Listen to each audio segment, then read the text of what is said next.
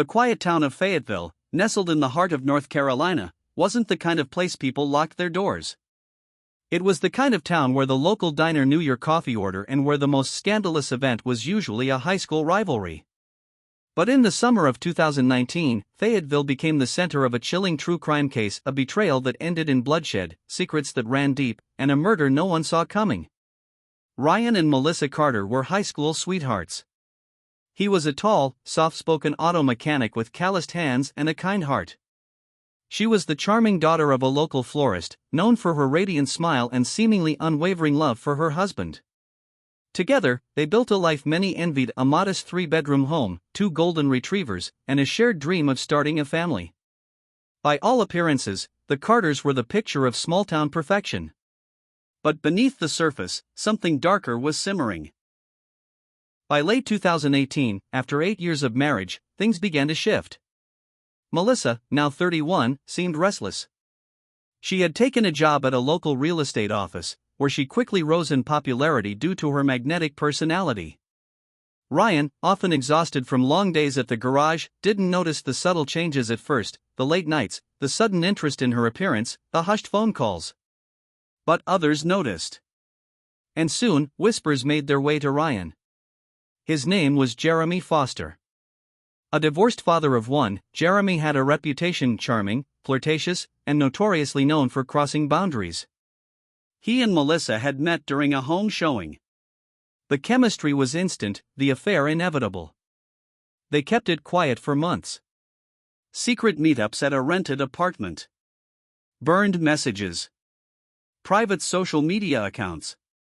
Melissa promised herself it was just a phase, excitement in an otherwise stale marriage. But the deeper she fell into Jeremy's orbit, the more distant she became from Ryan.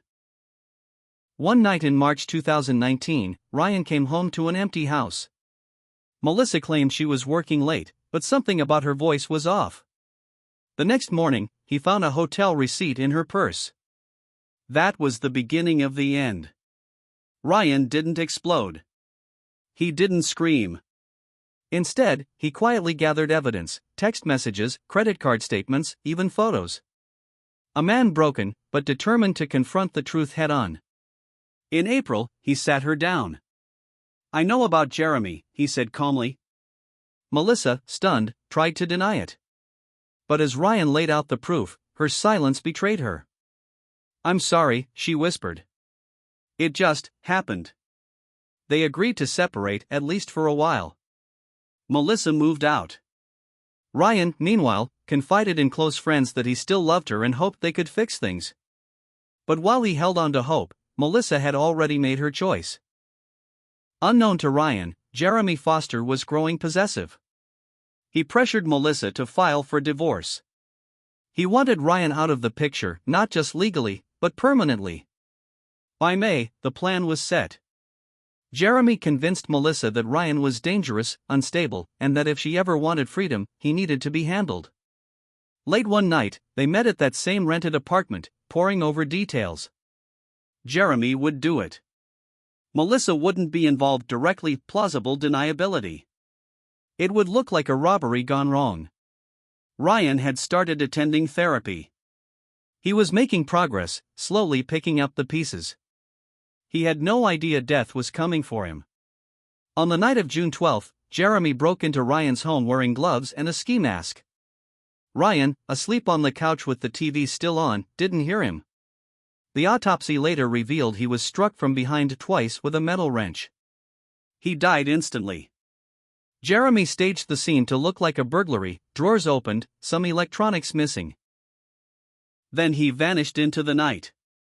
The next morning, a neighbor walking her dog noticed the front door wide open.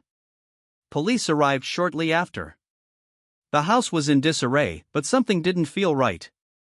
Nothing of real value was missing, and the dog food in the kitchen was untouched.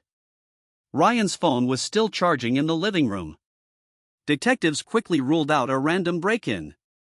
This was personal.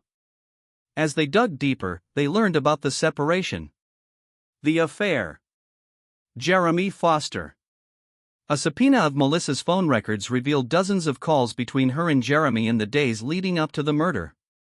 Security footage from a nearby gas station placed Jeremy in the vicinity of Ryan's home that night despite his alibi. On June 25, both Jeremy and Melissa were arrested. Jeremy was charged with first-degree murder. Melissa, though not physically present, was charged with conspiracy to commit murder and being an accessory. In court, Jeremy's demeanor was cold. Melissa cried through the arraignment, pleading not guilty. She claimed Jeremy had acted alone, that she never wanted Ryan harmed. But the evidence said otherwise. Prosecutors revealed chilling text messages exchanged days before the murder. Jeremy, once he's gone, we're free. Melissa, just be careful. No blood on me. The trial began in March 2020 and captivated the nation. Melissa's defense tried to paint her as manipulated, a woman emotionally trapped by a controlling lover. But the prosecution dismantled that narrative. They showed that she had plenty of opportunities to walk away. Instead, she chose complicity. After 3 weeks of testimony, the jury returned with a verdict. Jeremy Foster, guilty of first-degree murder. Life without parole. Melissa Carter, guilty of conspiracy to commit murder. 25 years to life. Ryan Carter was laid to rest on a rainy afternoon. Hundreds came to pay their respects. His mother, in a tearful eulogy, said, "He deserved truth. He deserved love. He did not deserve this." Melissa's name became taboo in Fayetteville. The house they once shared was sold, the garage renamed. But for many, the ghost of what happened lingered. Ryan's story became more than just a tragedy. It became a cautionary tale of love gone wrong, of trust betrayed, and of the unthinkable that sometimes hides behind a smile.